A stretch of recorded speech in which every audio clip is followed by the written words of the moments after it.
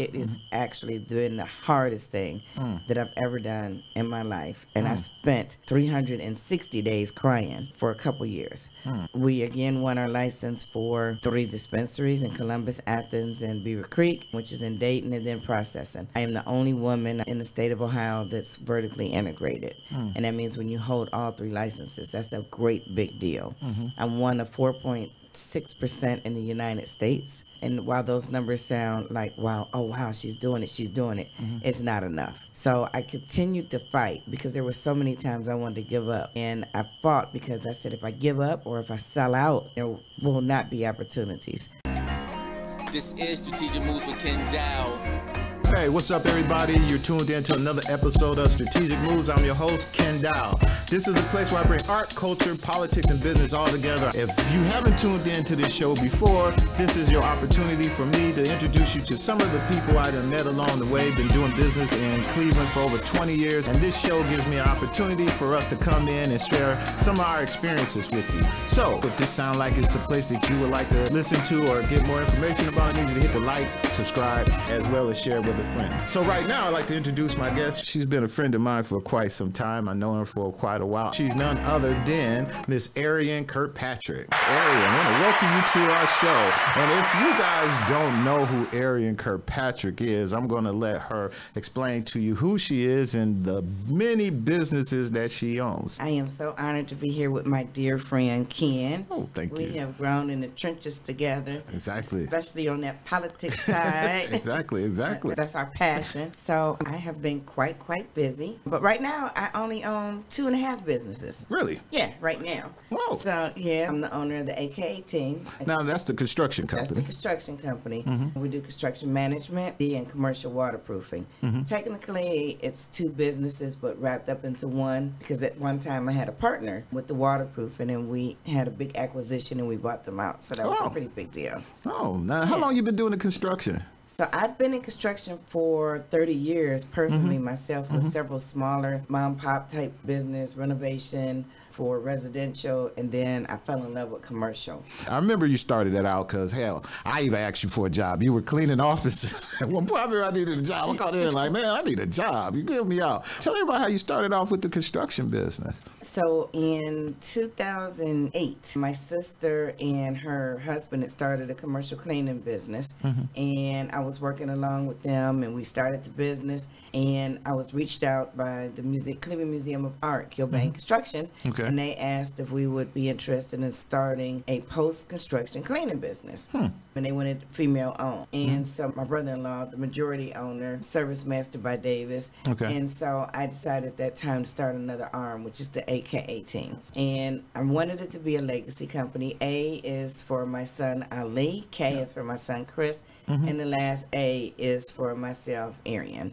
And the team was going to be, and is, the family that we were going to build that would be part of our legacy company. So we have a company where it's pretty much all-inclusive. Everybody, we bring in the arms, in our fold. And I think that's a great success on how we treat our employees and how we're able to retain employees. Now, I heard you talk about that before. Who's all involved in that? I remember I was listening to one of your shows and you named a lot of your family members. So tell us, down to your personnel director and everyone, right? So mainly my family is in our other business, but my son Christopher and Ali are in both businesses. Chris is the youngest. He's our chief financial officer. He's CFO. And Ali is our chief strategic officer. So he does a lot of strategy and forecast. We started at a house on Miles Road. We turned into an office, and I just had 5 employees. Wow. My Uncle Ronnie, and I know you remember Uncle Ronnie. Yeah, so Uncle Ronnie, wherever I go, he's always there. Excellent. So we got some folks, because it's a union construction company. We're a proud union company, signatory with laborers, carpenters, roofers, waterproofers, and painters, and masons. Excellent. And so we were able to get 4 people in the union to join our company, which was really big for us, because I am, and as you know, really big on DEI.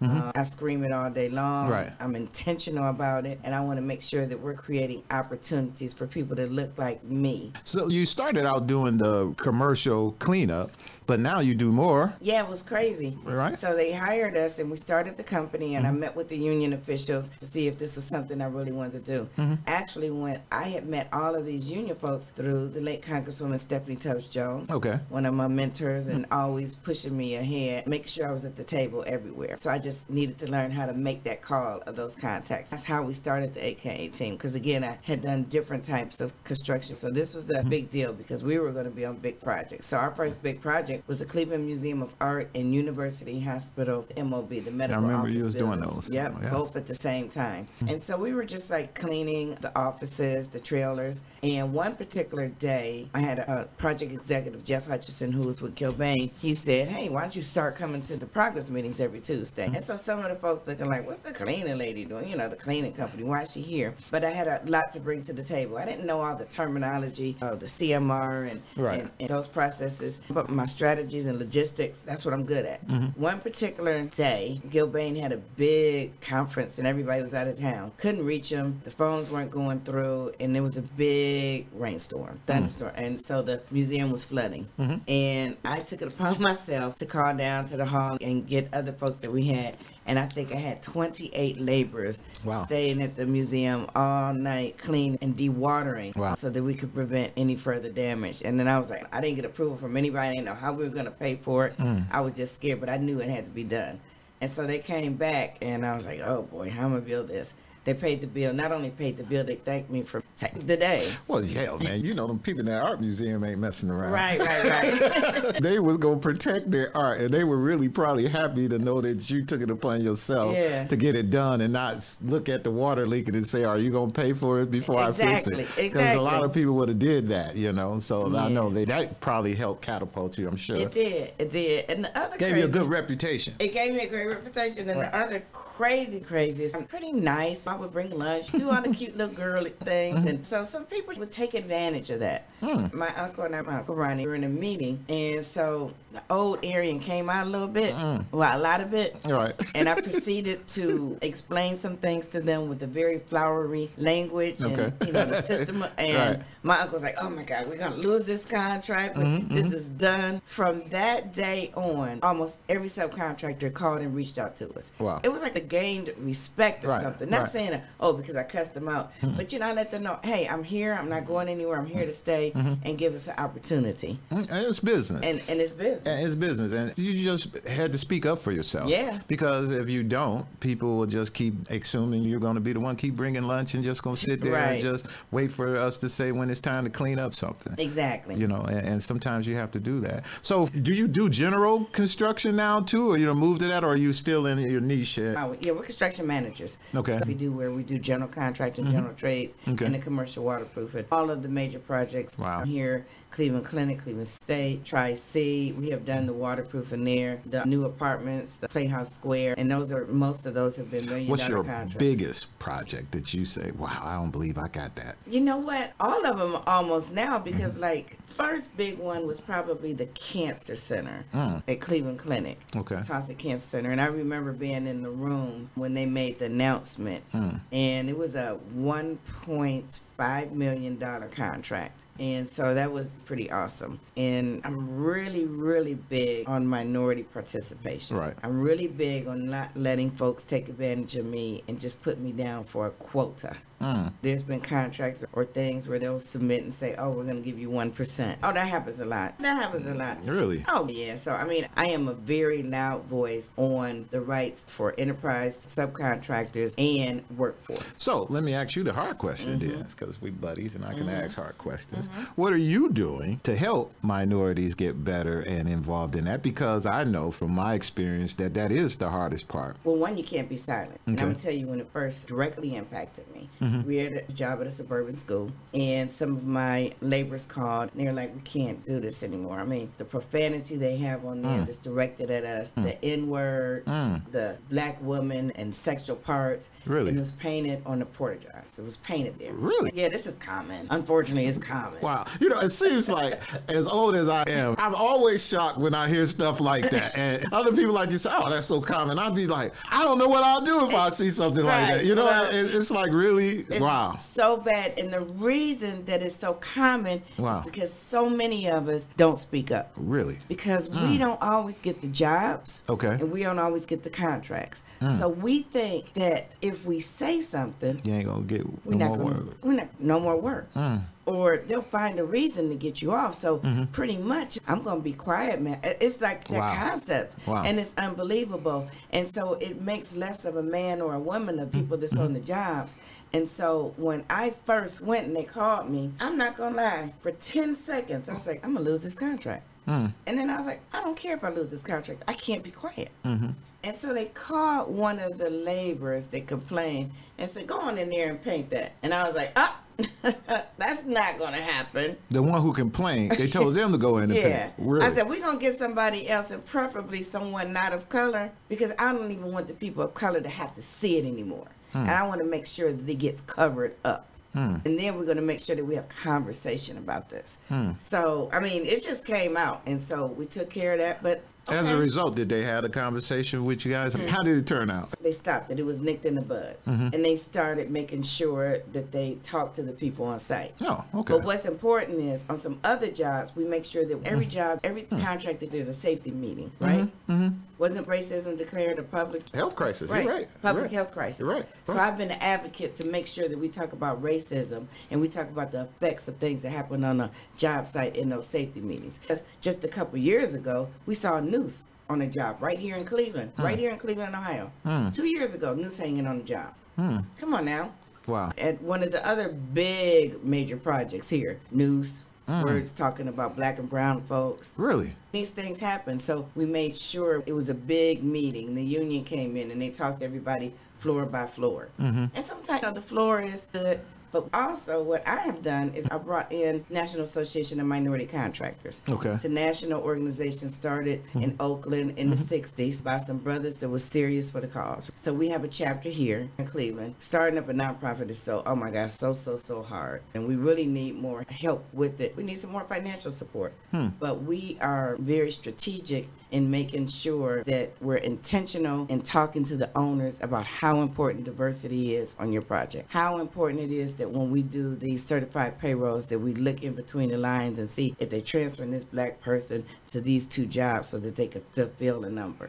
Wow. I mean, we know the tricks of the trade. You might be on a job for 5,000 hours. And they said, okay, we're going to use this minority contractor, and they're going to be on there 1,000 hours. So they get to $9.99. Oh, you laid off. And they'll lay our folks off. It's like, wow, unbelievable. Wow. And you have to stand up to it. And unfortunately, that's the way we did business before. I've met some of my brothers and sisters that have done it, and they're like, this is the expectation. So when we're marching or screaming racism to be able to sit at the table, right. Sometimes I look like the angry black woman. And they don't understand. Because they're used to it. They conditioned to it, and they feel like, hey, you actually taking food off my plate. Exactly. You know, doing that because it don't work for you in their minds. You see what I mean? So that's hard.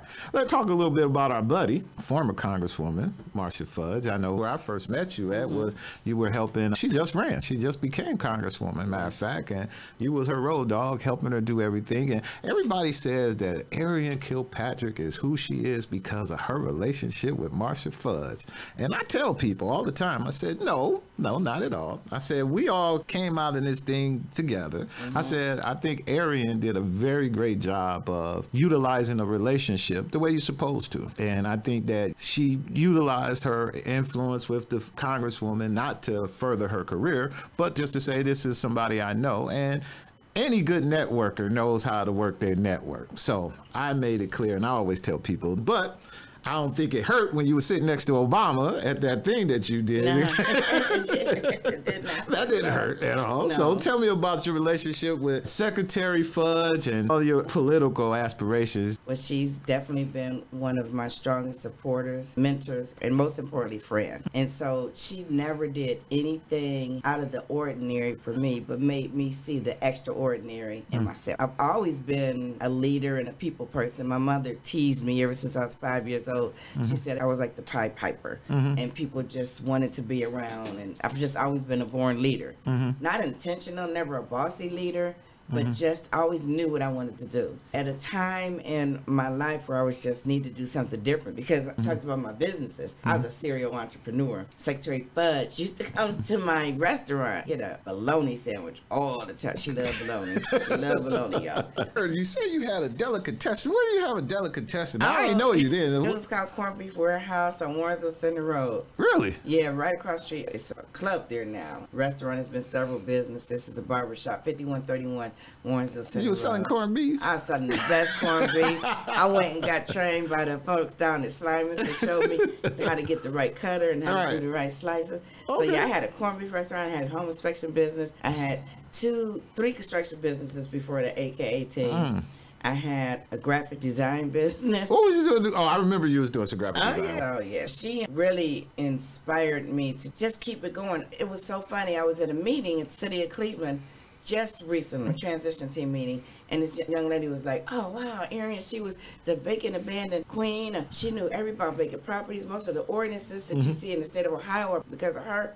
And I was just doing what I do, and that's my passion. So at that time, Richard Cordray, Rakakis, myself, about 5 or 6 other people in the state of Ohio traveled up and down the road. I was the chief of housing for the city of Warrensville. Didn't see many people that worked for the city do that type of traveling, especially in our community, Warrensville. She empowered me to do that. I remember at first people were like, you know, why she get to do this? It was a difference that I wanted to make. And I saw the vacant properties accumulating, growing in the city of Warrensville, the community I grew up in. And so I wanted to make a difference and a change. And so she allowed that to happen.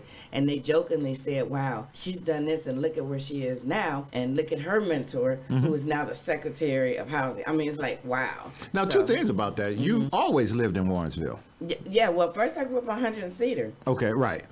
Which was very instrumental in where I am today. Very, very instrumental. We moved to Warrensville. And then you went to high school, elementary, everything. So you always, because you lived out there ever since I know you was out there. Yeah, we were the 5th blacks on our street. Really? Okay. Yeah, it was very interesting to see the white flight. That was a big change on seeing early how to fight for yourself and being called the N-word. Really? Out in Warrensville? Yeah, it was all white. I always thought it was black. No. It was just a few of us, a handful of us. Really? But that white flight's for real. Wow. Yeah, they bought first class tickets to get out of there. And they just moved a little bit further out, right? Right, just a little further Just a little further out, that's all. Now, also, which is interesting, you had mentioned the festival. One thing everybody don't know is that Ariane Kirkpatrick is responsible for putting together the Congressional Picnic, and you've been doing it for over 12 years now. I've been doing it for, actually, Stephanie Tubbs Jones recruited me in, but I've been part, and we were looking at the pictures since Stokes. Wow. My mom had me and my sister doing things like that early. And I remember I worked at Blasher Chevrolet, and we found a picture of me driving this blue convertible in the parade. But I was a hustler then. You know, I had a booth during Congressman Stokes' parade. I got a booth. It was a bat, shoot the basket, and I got a fish pond, and I sold my poetry books. Wow. Yeah. Okay. So I've been a part of that parade, and then I started volunteering with Stephanie Tubbs Jones. Okay. And one day she said, you about to take this over. And I said, okay. Not too many people were like, oh boy. But I did, and she just inspired me. And then I always wanted to make her proud and have the best parade. I've never seen a 3-hour long parade ever until you go to that parade. It goes on and on and on and on. I mean, that is a huge parade. So you're still at it? You still gonna keep it up? Or I know you got a lot on your plate, and nobody would be mad at you. I have such a great team of folks, because I have seen where we have not had people turn things over, and they want to keep it. Right. Well, for the past 5 years, I've actually been finding people to run the parade that I felt comfortable with, because the most important thing about that parade is the community. Wow. The faces that you see of the community that just smile and say, oh, how happy they are. Right. How happy that the politicians, the Right. business people are coming right there where they are. It makes me smile every year. You know, and it looks good. And your committee, like you say, Eric, Michael, and all the guys and the folks that you have there for year after year, they're consistent, and they definitely know how to do it. So I think that you guys do a good job at that. Yeah, I don't know if you met Aria yet. She's like I was, you know, background. I didn't need my name to be out there. And Aria does a great job putting things together. That's not twin, is it? No. Did you have a twins who was helping you out at one point? Oh, Shanique and Tanika, my goddaughters. Yeah, they both married and grown now. Really? Wow. I remember they were helping you do it. Yeah. I remember those guys too. But this year will be the 50th year. Really? Yes, so it's really big, 50th year. And Don't do something different? Thinking about it? Well, you know what? We have a new congresswoman, so we're excited for making the 50-year big. Okay. And making sure that everybody in the community has a part of it. So a lot of information. We've had people start registering for the parade before we even had permission. January. Got you. What do you think about the new congresswoman? What's your thoughts on her? That is quite interesting because it makes a difference on how we operate, because we want to make sure that it's a parade, because it's a congressional parade, although it's not part of the congressional office. Correct. It's that district. It's a parade for the people, but we still want to make sure that we are doing the desires of the person that's in office. I've been blessed to have 4 consecutive Congress people that have the same passion and the same vision for the community. First with Congresswoman Stokes, so that was my first stint of it. I got to meet Dick Gregory and Jesse Jackson and part of the Run Move. I mean, so that was exciting. So I felt empowered then. And then obviously with Stephanie Tubbs Jones, Congresswoman, just a different type. She was like, hey, let's make this happen. Let's have a good time. She was the first one there and the last one there every single parade. And then my good friend, because she was my friend first, Congresswoman Marsha Fudge. Okay. So it was exciting. She bought into the whole thing. It's so funny because she's a lot quieter and she's a lot more reserved. She had a funky good old time too. Oh yeah. And make sure that the residents in the community. For Congresswoman Chantel Brown, I'm excited. She is actually someone that I really pinned for this position, actually, when she was a councilwoman for Warrensville. Okay. And I said, girl, you got big things ahead. You have big things ahead. I think I had introduced you all at one time. I think so. We had talked about that. Yeah. And I always saw something special in her. She's a dynamic, smart young woman. She is just a total people person. She's totally committed to what the community needs, and she's a great voice for the people. I'm excited about her also. I think that she has some shoes to fill, but she has some new shoes to make as well. Exactly. You know? I like that. You always want people that you'll say will run through a wall for you. She's one of those people. Yes. You know what I mean? And exactly. Really look forward to what the future holds for the district with her. But like you as well, we've been through a few of these Congress people and mayors and everybody else. So I think in our life, we change in what we do. We grow. Other opportunities come our way to allow us to grow in other business. We'll all be different than where we were before. You know, I tell her, I don't think I could be the same guy I was for Fudge that I could be for you, because quite frankly, I'm just tired, you know. Well, our roles are different. And the roles are different. Yeah, the roles are different. I'm looking forward to a new role and doing what I'm doing. And I'm certain that you are. And that's a good segue for us to talk about the new role that you got going and your new business and the new things that you're going to, which hasn't been easy. Not at all. Right. And I've been listening to you and hearing some of your stories about that. So I want you to tell the audience, what's the next big thing that Ms. Kirkpatrick got going on in your life? And if anybody's watching this show, this shirt should give y'all some indication on what Ms. Kirkpatrick is up to. I was getting dressed today and I said, ooh, Ariane's coming to the show today. I get to wear my Snoop Doggy Dogg shirt today. So I wore my Snoop Dogg shirt. So tell us what you got going. So, back in 2016, my son Ali, oldest, he's grown now. He lives in D.C., so he FaceTimes me, and he always got a little joint in his hand. And I'm like, boy, you're not grown. And he's like, it's legal here in D.C. It's legal. So he thought just because it was legal, he could sit there and be grown with his mom. And so then he told me, Mom, they're going to start a marijuana business, minority set-aside programs in Ohio, where you are. I think we should look into it. And I said, oh, you poor soul. That's never going to happen here in Ohio. The people in Ohio are different. They are not that opening. It's not going to happen. And he just kept talking and said, it is, it is, it is. So our state legislators, a few of them had come together to put a minority set-aside program. You would think that it would stick. And so I said, okay, we're going to do it. And it was a 15% minority set-aside. And I met some other companies. They had a minority team here. Pretty much, I think it was all males. They weren't interested in my participation with them, which is fine. They had already had their team. And there were 3 what you call MSOs, multi-state operators, that reached out to me. And one in particular, I reached out to. And the first company, I was not too interested. They only cared about my blackness, not about our partnership. And that's important to me. So I really liked Harvest. I like their philanthropic spirit. I like their commitment to diversity. They were in Arizona, and we met back and forth, and we finally came to a partnership. It was funny because when we were talking about, I said, well, I want to make sure we have minority participation as far as the construction and in our workforce. And so they at first were giving me a percentage. I was like, no. And I probably hung up on them about 2, 3, 4 times. Really? Yeah, I did. And they said, hey, I don't know, they like that spunk. And then I met Steve, he was my partner, and we just had a great connection. And I liked how he worked in the stores, and he's an attorney. Okay. So it was just something special, and I thought that we can grow this brand here in Ohio. Literally grow. So reality came back in. Right. November 30th, 2017, we won our first cultivation license. And that was a really big deal. There were only 12. That's all they were giving out. 26,000 square foot, and I had the choice to do it in Ironton or Cleveland. Okay. And I chose Ironton. And they were surprised. They thought I was going to choose Cleveland. I just didn't want to in my own backyard. It was too much pressure. And then I knew the pressure that I would be going under because although my son said minority set aside, I know Ohio. Right. And I couldn't deal with it because it is actually been the hardest thing that I've ever done in my life. And I spent 360 days crying for a couple years.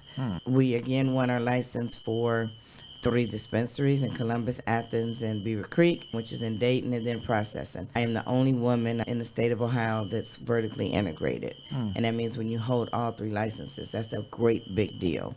I'm one of 4.6% in the United States. And while those numbers sound like, wow, oh, wow, she's doing it, it's not enough. So I continued to fight because there were so many times I wanted to give up. And I fought because I said, if I give up or if I sell out, there will not be opportunities. We are very intentional, again, on our hire. I have folks, our ELT, our executive leadership team, is 92% Black. 92%. In our stores and in our locations, all of them are over 50% minorities. Even in Ironton, Ohio, the most southern tip on the border of West Virginia, Ohio, and Kentucky, we have minorities working there. Some of them right here from Cleveland, Ohio. Moved down there. And some of them in that area or West Virginia. Very intentional.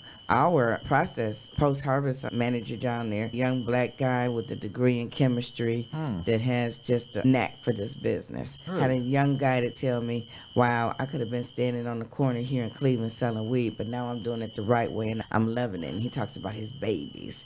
He was just as cool as he wanted to be. Wow. And so those are the type of things that make me want to keep at it. I have phenomenal managers, Brandon and Aspen, that are running these stores, and we're growing new assistant managers. We have a very high up, a few people on our team and our leadership team that might not have got into this business and might have had some things that might have been a little bit murky. We fought the state of Ohio to make sure that they could be not just a part of the team, but active members of the team. We show up and we show out. So tell me, why you cry? Oh my God. What was the crying all about? Okay. So that's the good part about it. But so November 30th, 2017 license, December 2nd, 2017, the first lawsuit. Lawsuit saying, is she qualified? Is she Black? Who's doing the lawsuit? The people that didn't win. Yeah, the people that didn't win. So there were hundreds of applications. Wow. So they challenged, what does she really know? What does she do? Nobody knew I was a savvy businesswoman. I had just grown $1 million construction. That's right.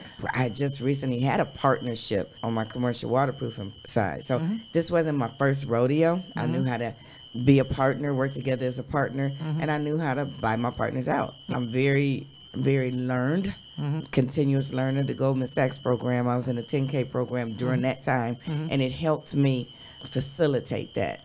So I don't never sit in any program just because they need some Black folk to sit in there and count the numbers. I'm going to learn because I'm going to learn just like you. I'm going to sit right next to you and we're going to do the same thing, or I'm going to surpass you. Excellent. That's my goal. So I said, okay, we're going to stick with this. And then it was sort of embarrassing to see your name in the paper all the time. Is she a fraud? Is she a fraud? Wow. I didn't want to come out. I didn't want to see my friends. I was just so ashamed. Trying to roll that onto your construction business. Exactly. It was a front and it wasn't. Oh. Wow.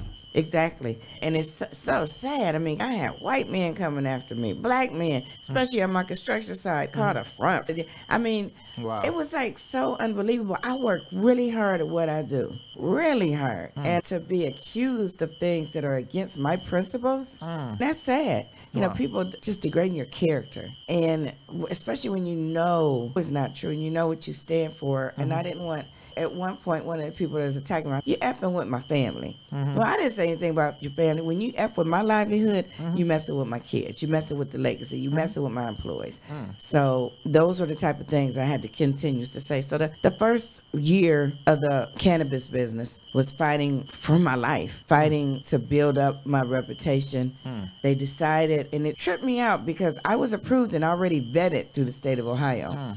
And so they were suing me and the state. And so we finally... Before you get to that, because you know I'm all in y'all business, did you have to pay those legal fees? You had to deal with that, right? Yeah, my legal fees are a whole lot. I don't know. They was a whole lot. I was telling Yvonne, because I was doing some research, looking at some videos, and I was listening to you talk about that. And I was telling her, I said, the construction business being successful had to be able to help, because if you didn't have a successful business there, you wouldn't, them legal fees alone would have probably killed you or sent the average person Well, under. a lot of it is money that I borrowed. So money that I borrowed plus the interest. So, and I'm still paying on that. Wow. I'm still paying that. This business, I think, will be pretty profitable. You know, we're still looking, our dispensaries are doing great. Still looking at cultivation because we had to get open. Wow. I wasn't making any money. Wow. So I had to continue to borrow from the man, Right. from the man, because the man can get money easier than me. You know, Well, but now borrowing from the man for a business that the banks don't want to take your money gotta be hard as hell too, right? Oh, it's hard as hell. And you're almost saying, okay, let me sign here because what else am I going to do? Because the access to getting in the business is not the same as them. Right. You know, I'm not on their country clubs. Right. I'm not sitting there in their rooms or their meetings. I can't do a raise of millions of dollars to go public or private or whatever you call that. I can't do that. I don't have that stuff. I don't know how to facilitate using other people's money and really not have no money except for on paper. That's good for them. Right. And then I think about that Eddie Murphy sitcom where he had to paint his face and pretend he was white. It was a sitcom he did on Saturday Night Live. You gotta see it. Okay. He painted his face, pretended he was white, went in to pay for a newspaper. Why are you paying for that? That's not how we do it. Went to go get a piece of gum. Why are you paying that? Went to go get a loan. And the black banker was like, you need to fill out these applications. The white manager walks up to him and says, I'll take care of that. And he says, oh, these people, they don't know. And he tears up the application. And that's real life. Wow. So it wasn't the access to capital, access to knowledge, access to the doors open was not there for me. So I partnered with the MSO so that I can learn from them on how we facilitate this. Wow. So that was my first fight, fighting with the ones that didn't win. Then the second darn fight was with the state of Ohio. After they approved me, and it was really strange because I'm like, you vetted me, that they came out and they sent people to my house to investigate me, interrogations. It was so unbelievable. And so to them, they were doing their job, and it probably was. But to me, I felt like less of an Ohioan. I didn't feel worthy. I remember holding up this white sheet of paper. They said, oh, write your name, Ariane Kirkpatrick, because you would be surprised. Your race is not on your driver's license. And it was not on my birth certificate because I lost my original one. So I had to get my mother and father's who had deceased, and they gave it to me at city, and then they put deceased real big. You know, those type of things across. You know, I'm crying when I'm getting it. So I'm like, is this worth it? The things that I had to go through. Wrote my name on this paper and then took it next to me, and they took a picture. So they're like, oh, we're just taking a picture of this lady writing her name. But to me, I'm like, I'm in a lineup. I might not be behind bars down there at the county jail, but I am being enclosed, stopped from building what I want to build. And the tears. So as soon as that man left my house, I called my husband and I boo-hooed. And he came and found me just wrapped up crying because I'm like, wow, how and why do I have to continue to go through this? So that was pretty much the first year, the second year. And then the third year, what really happens when you have a partnership, and I've had this before, is you don't always take care of everything you need to take care of until you get the business up and running. So, and Steve had told me earlier, hey, we got to fight for our lives and stuff. And so we did that. But at the same time, I'm like, we need to figure out how this business structure is going to run. So let's talk about Steve and your partner. What was his position? What was his thoughts, and what was he? He did the best he could. Was this the first time him experience? It had to be, because Arizona, he hadn't experienced that. Oh, well, he didn't experience racism, but he experienced other issues. Okay. Because the industry, the marijuana industry, is still a Schedule I drug. It's not legal. Okay. So he just told me, have your seatbelt. Have your seatbelt on, because we're going for a ride. And so his ride was just with some regulations and those type of things. Mine were regulations and race. He didn't have to be questioned about who he was as a businessman. He didn't have to get belittled in the paper for the things that I did. He didn't have the word nigga written on his building. He didn't get the calls The that one I down got. there where you? In one of my buildings. Wow. It was painted. Yeah, Wow. it was painted on my building real big. He didn't get the many calls of some business leaders that we both know. Get out of this business. Really? You can't do this. It's Really? not for you. Wow. He didn't get threatened like I did. Wow. Hey, I tell you something else, listeners don't know. You guys public, right? So that is actually Harvest Health and Recreation. Okay. My partner was an owner of Harvest Health and Recreation, and then he sold his business, Harvest Health and Recreation, which we did our investment with. He sold it to True Leaf. Okay. So that is where he is now. With True Leaf. Harvest Health and Recreation does not exist any longer. The stock transferred over to True Leaf. Really? One day we hope that it'll be good. Well, but from my understanding, I think that True Leaf is the largest in the United States. It's owned by a woman. Oh, really? Yeah. So I've seen her once, but I don't know. They bought a lot of the things from Harvest, but I don't know too much more about them. Let's talk a little bit about the business. So are you doing edibles? Are you down there doing pre-rolls? Are you growing? How does that work? So pre-rolls you can't, because in the state of Ohio, you are not allowed to smoke marijuana. You know what? That is correct. That is Yes. the law. Yep. Right. So That we is the don't law. sell pre-rolls. That's correct. Now, if somebody's Do doing what whatever they they do. do. Yeah. Right. We just grow it. So we had the cultivation first. We did not get the approvals until 2004 years, 3 months, and 17 days. It's how long it took me from the time I won a license to get open. Really? So we finally got the cultivation open. But then you have to grow it, so it takes a while. How long does it take to grow?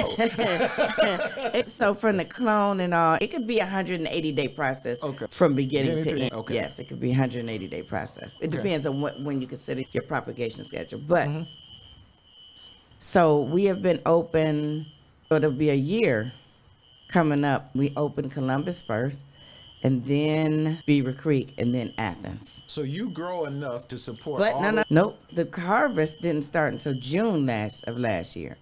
So yes, it's a minute. So when we began to start cloning and growing our product, we didn't really get ready until 180 days later in January.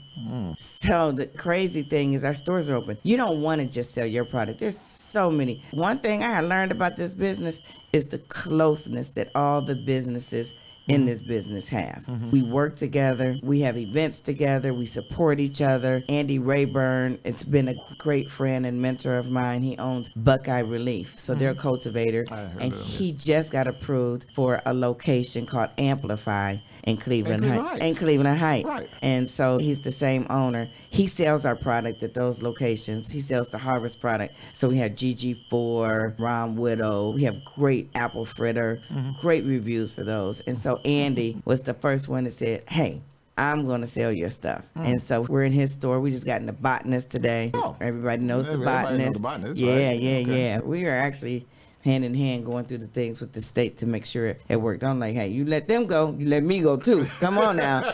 But work together. Clutch, my friend Tamarios, escaping first name right now, but they're a Cleveland construction company, and they got into this business.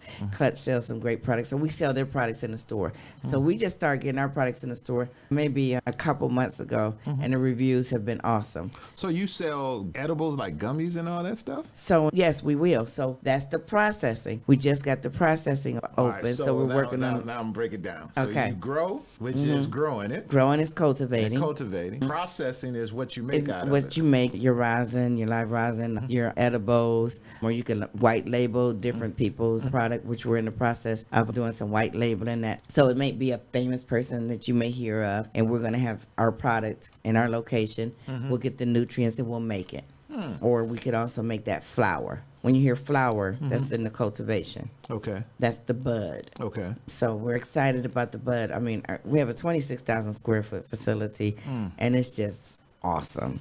I gotta go see that. Yeah, you have to. I have to come down You there and have see to. that. And we're doing tours of those. I'll show you some pictures. But it's just awesome. So right now, I just got a text right before that we're going to be in some other stores. There are 58 dispensaries in the state of Ohio. So our goal is to be in at least half of them by the end of this year. Now you can't go outside of Ohio though. No, you can't. That's interesting, man. And tell me, out of that, now what's your biggest plans for the business going on? Well, we had the opportunity to get more dispensaries, to make an application for more dispensaries, and at the last minute, we changed our mind. Seriously, the last minute. First, we were going to 100 licenses, and it cost about $12,000 per license to apply, because you have to your legal fees, what you pay in the state, and all. So it was not a strategic money move for us at this time, because, well, pure example, our cultivation. So we needed to get a trimmer, and the trimmer that and I'm talking about executive leadership team, we went down there to Ironton once, and we were trimming. Oh yeah, because we couldn't afford to buy the machine. So once we were able to afford to buy the machine, this Mobius trimmer that saved our lives and saved us from going up and down the road. Really? Y'all was literally down there doing that Down shit there, that's yourself? what I was doing. You like to be reminded. Oh, Jesus.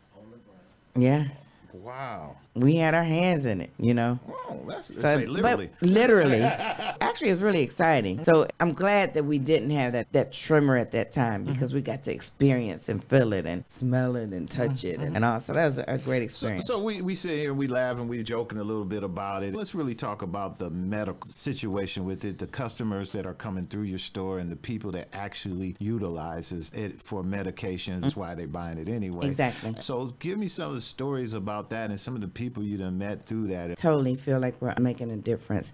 Our company is headed up, obviously I'm the CEO owner, but my sister, Monica Davis, is our COO. And she has made sure that she puts the concept of our patients first.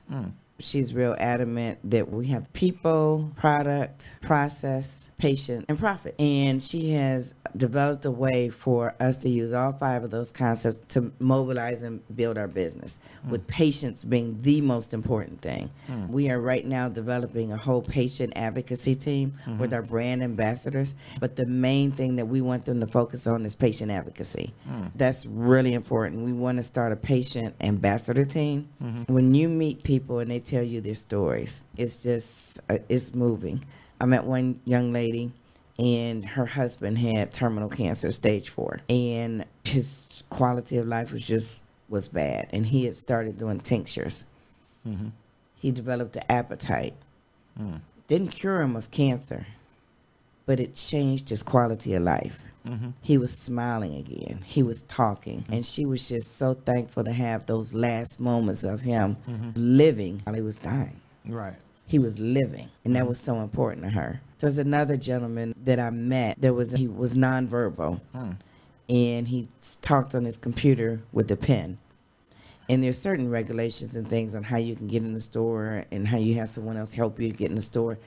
He was so thankful, and I mean, I just had a tear in my eyes that I couldn't stop flowing, helping him facilitate to get in the store to get the product that he needed. Recently, I was in our Columbus location, and there was a lady in there, and she went to go touch my hair. She said, "Oh, your hair's so beautiful. Can I touch it?" Something told me, just wait a second, just wait. And she touched my hair, and she held on to it. And this is a white woman, and she said, "That feels so good.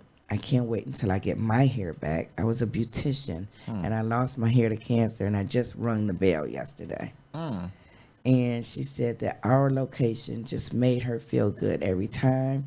Our employees, our bud tenders were there to make this, bud tenders, that's it.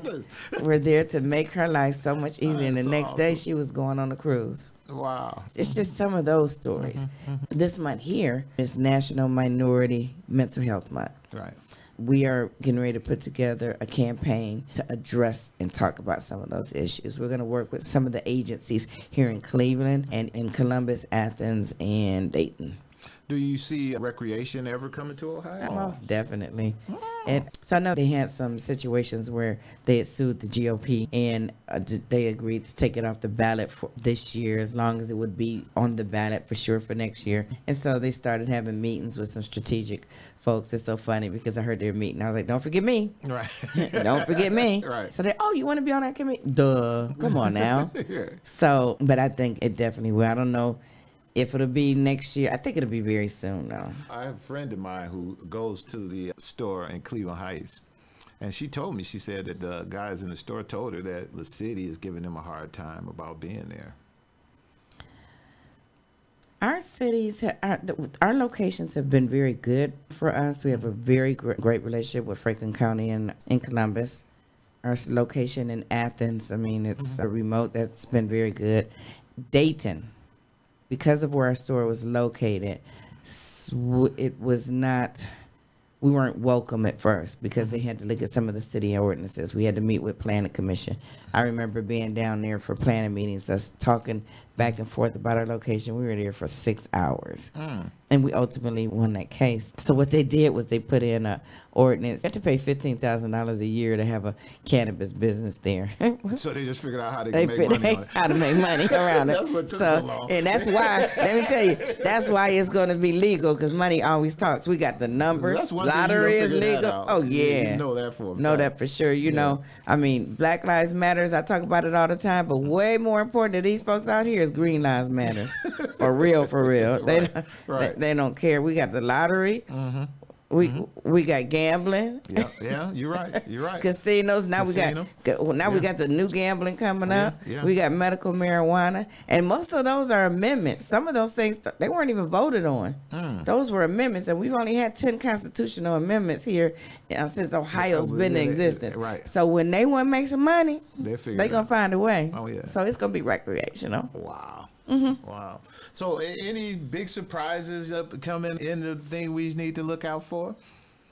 No big surprise. I mean, one of the greatest things that I love with my combined businesses, and I just looked and saw these numbers, I employ over 150 people. I think we're up to maybe 170, and that's with the cannabis and the construction businesses. And the majority of those folks are minorities. And I mean, from the top to the bottom. It's an inclusive organization. We retain our employees. We are an employee of choice. Each one of the organizations, healthcare benefits, 401ks, EAT programs, employee assistance program, those type of things. We operate like a big business because we can. And we want to make sure that we take care of our employees. Your employees, they're the first arm out there, the first thing that people see, from the construction to the marijuana. So that's important for us to continue to have employee training. So that's one of the proudest things that I have. I had an employer, he was a laborer, and he wrote a letter to me. He gave me the angel. He gave me 3 angels. No, 1 angel and 3 statues: faith, love, and believe. Wrote a card and said, thank you for giving me an opportunity to make a living for my family and have them look up to me. When he first started this job, he couldn't read the ruler like they needed it to be read on this construction site. I said, oh, well, let's just make a change. Let's send you to some classes. He was like, really? And I was like, yeah. I mean, to me, that seemed normal. We have seen black folks, particularly black men, that have been a laborer or a carpenter, be on the job for maybe 20 years, and someone of non-color be there 5 years, and they get in the training classes. Sometimes they claim it might not be intentional, but you have to have a voice that could be an advocate, and that's what I do all day long. That's why it was important for me to have you on the show. It was important that, one, people to understand what you do. It's important that people like my daughter, she just graduated and came back home, and it's important for her to see women like yourself in business. Like you said, you have been a serial business owner. You had so many businesses growing up and going through the process, and it's good for people to see that.